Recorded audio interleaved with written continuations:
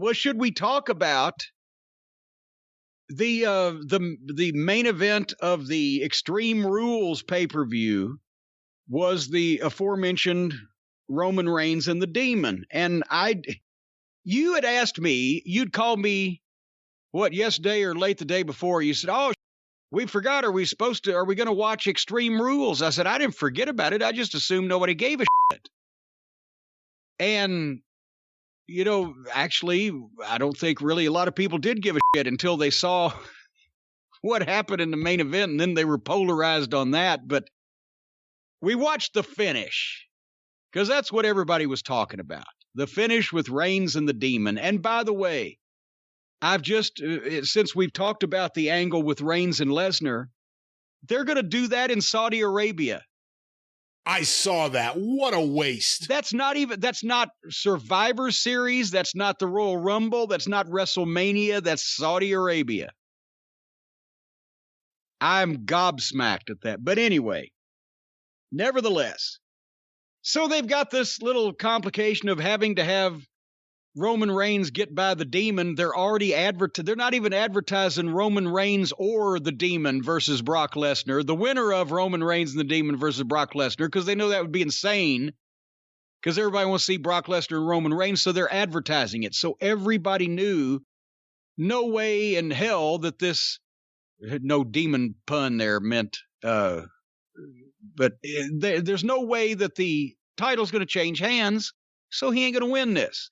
So to create some type of excitement in the match, they had to actually come up with some way where the people would think, even for a fleeting second, that the Demon was going to win this fucking thing, right?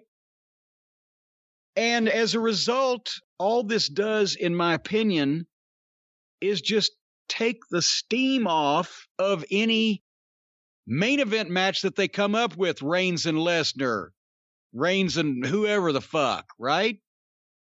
Because we just talked about a few minutes ago, more of the same shit. It's just car wreck shit. There was a germ of creativity in this finish, but it had already been overdone and done to death. Just in the last 5 minutes of the thing.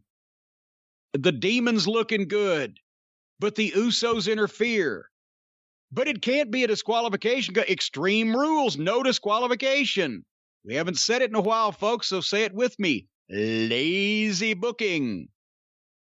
Because was all the matches at Extreme Rules, or just the ones that they couldn't figure out a way to get out of any other way than to make no disqualification?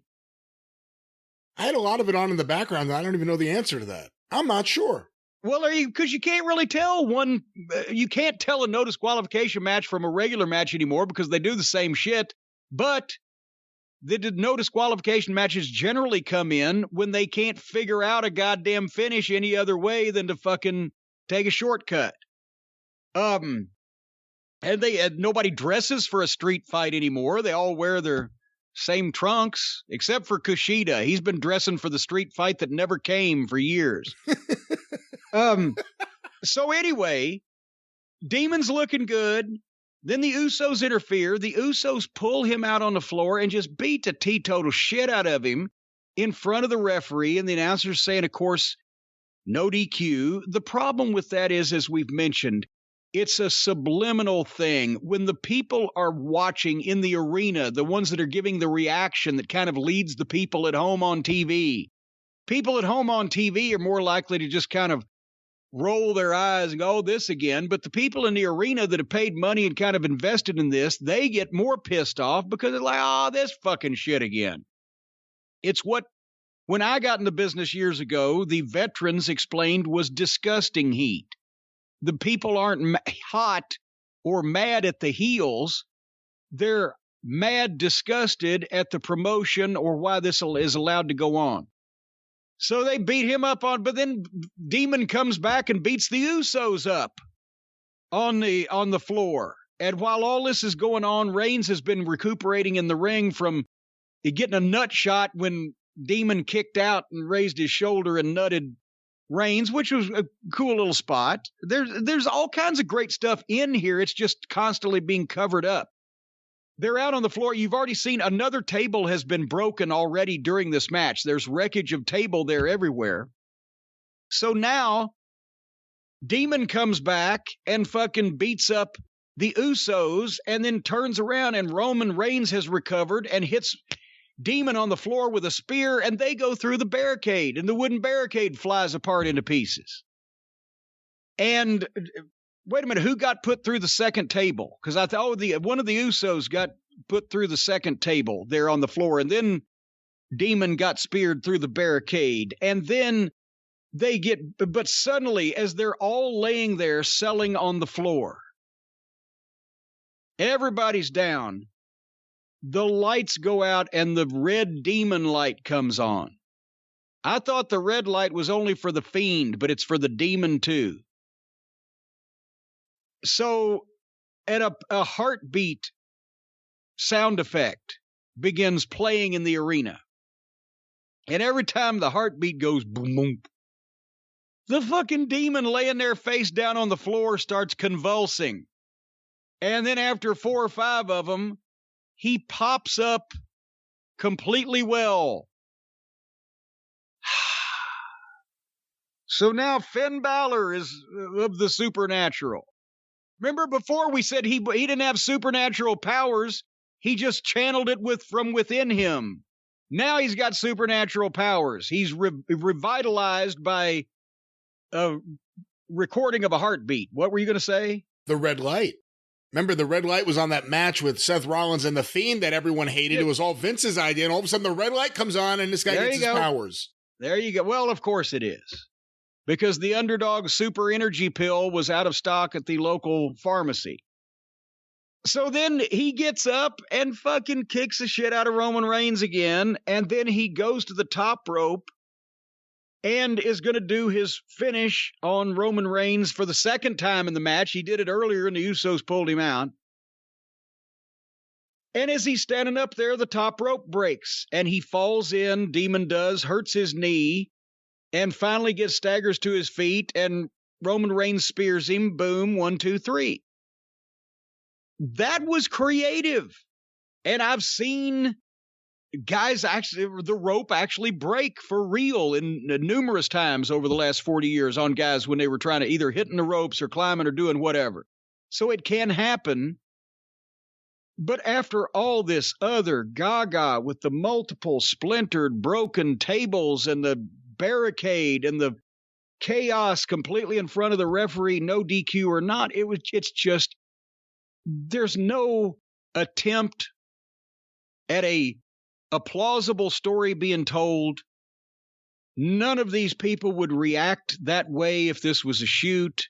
Nobody could withstand these. And I mean, when they just wear the fuck out of each other with the chair, 1 chair shot's not good enough. 2 chairs is not. Now they're literally beating the dead horse over and over. You can't. It's like if the Sheik threw fire 3 times in the same match. It's like if everybody on the card was Roughhouse Fargo. Nothing stands out or means anything anymore. What's Brock Lesnar going to do to Roman Reigns that didn't happen here? It's just going to come from a bigger, more powerful guy.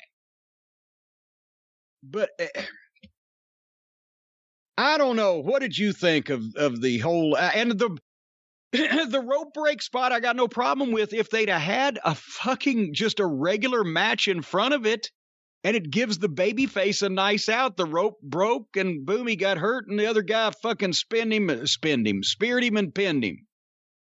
Boom. Was all that other stuff completely necessary, as well as the supernatural control voice from the Outer Limits, whatever the fuck? Not that I approve of any of that, but you would think if they have the red lights and he's convulsing like his puppet master is pulling the strings, you would think he would go over. Because now what does it say about the future when the lights go red? Oh, the guy can't even win when he has these supernatural powers. Yeah.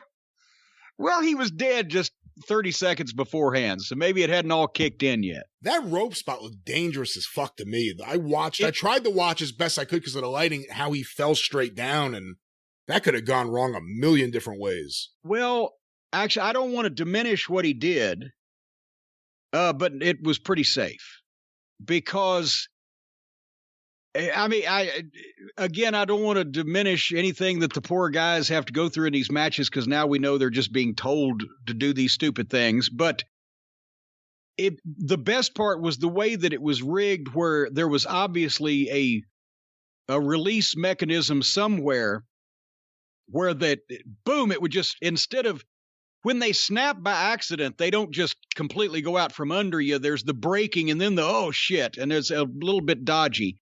But if you go back and notice, he was standing with both feet on either side of the top turnbuckle, and when that thing released, both of his legs would go a straddle of the turnbuckle that was holding the second rope, and he was leaning slightly inward. He wasn't going to go backwards. And I'm sure he took extra time while he was up there than he normally does for the foot stomp. So I'm sure he was getting his balance and then giving a signal. But when the rope went out from under him, not that it wasn't shit that couldn't go wrong if he was standing wrong or balanced wrong or whatever, but he got his balance. I'm sure he gave a signal, and his feet came down straddling the turnbuckle so he wouldn't have gone outside the ring, and he went forward into the ring because that's the way he was leaning. The biggest thing I would have worried about was either nutting myself on that second turnbuckle or potentially landing wrong and blowing a knee or an ankle or something when your feet land on the mat. But he wasn't going to go back into the crowd or anything.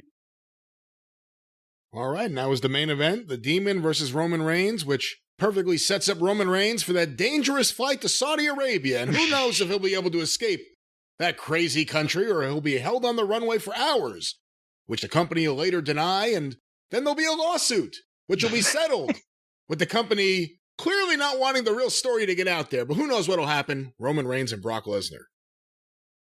But we know who to call for that lawsuit, don't we? We do. The man whose spot we were going to transition to later on in the show. So we'll keep it there. But we know, everybody knows who to call if you need a lawsuit.